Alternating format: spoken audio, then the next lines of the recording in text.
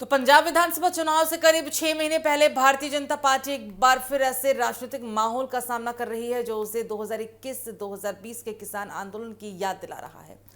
दरअसल भारत और अमेरिका के बीच प्रस्तावित व्यापार समझौते के विरोध में किसानों ने आंदोलन का बिगुल फूंक दिया और शंभू बॉर्डर की ओर वो कूच करने के लिए निकल पड़े। इस घटनाक्रम ने पंजाब की राजनीति में नई हलचल पैदा कर दी और बीजेपी के लिए चुनौती भी बढ़ा दी।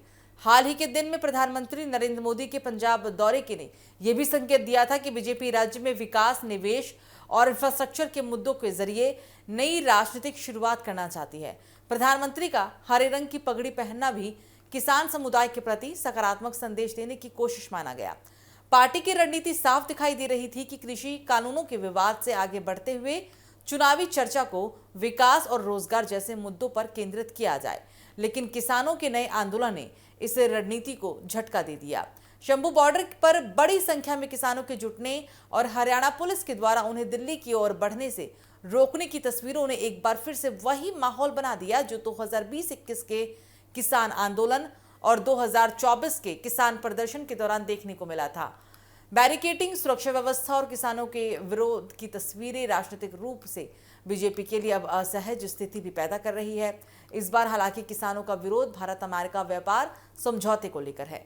किसान संगठनों का कहना है कि यदि इस समझौते में कृषि क्षेत्र से जुड़े ऐसे प्रावधान शामिल किए गए जिनसे भारतीय किसानों के हित प्रभावित होते हैं तो इसका सीधा असर पंजाब और देश के कृषि बाजार पर पड़ेगा।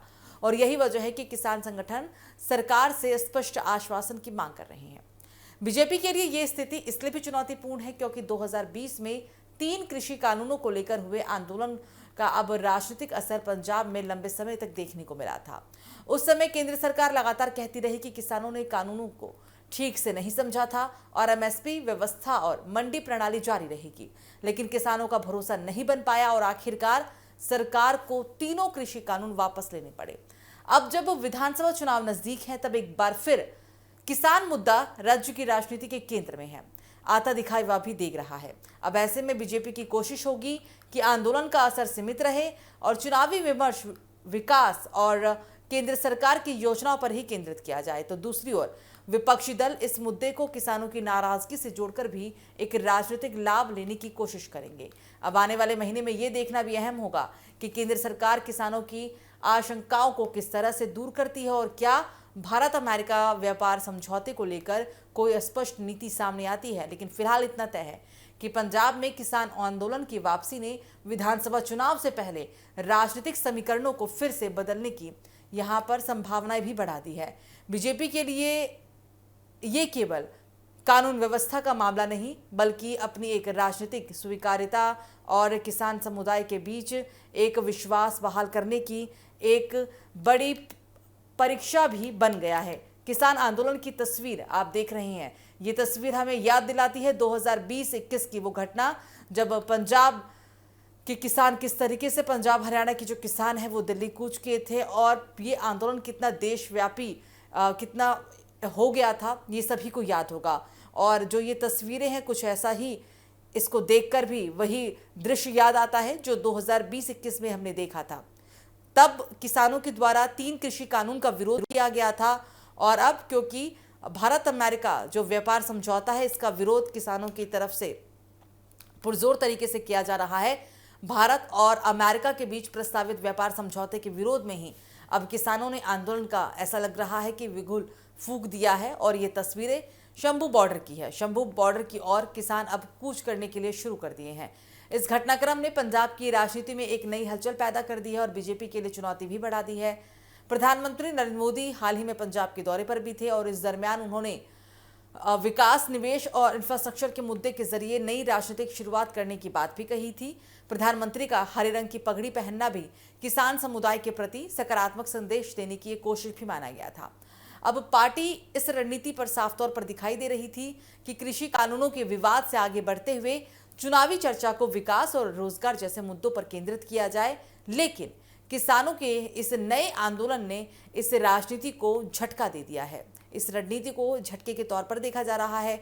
शंभू बॉर्डर पर बड़ी संख्या में किसानों के जुटने और हरियाणा पुलिस के द्वारा उन्हें दिल्ली की ओर बढ़ने से रोकने की तस्वीरों ने एक बार फिर वही माहौल बना दिया जो 2020-21 के किसान आंदोलन और 2024 के किसान प्रदर्शन के दौरान देखने को मिला।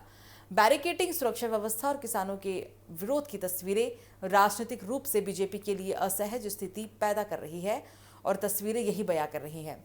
दरअसल किसान संगठनों का यह भी कहना है कि यदि इस समझौते में कृषि क्षेत्र से जुड़े ऐसे प्रावधान शामिल किए गए जिनसे भारतीय किसानों के हित प्रभावित होते हैं, तो उसका सीधा असर पंजाब और देश के कृषि बाजार पर पड़ेगा। और यही वजह है कि किसान संगठन सरकार से स्पष्ट आश्वासन की मांग कर रहे हैं।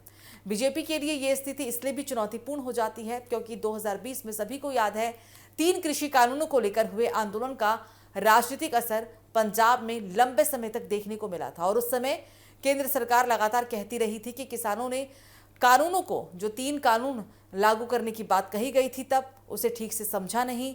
एमएसपी व्यवस्था हो चाहे मंडी प्रणाली हो, जारी रहेगी, लेकिन किसान इसका विरोध करते रहे और आखिरकार सरकार को तीनों ही कानून को वापस लेना पड़ा।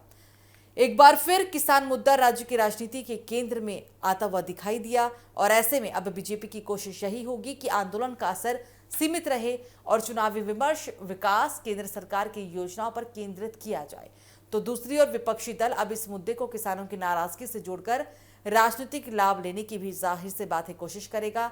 आने वाले अब महीनों में देखना यह अहम होगा कि केंद्र सरकार किसानों की आशंकाओं को किस तरह से दूर कर पाएगी और क्या भारत अमेरिका व्यापार समझौते को लेकर कोई स्पष्ट नीति सामने आ पाएगी। लेकिन इतना फिलहाल तय है कि ये अब तस्वीर कहीं ना कहीं बीजेपी के लिए टेंशन जरूर बढ़ा रही है।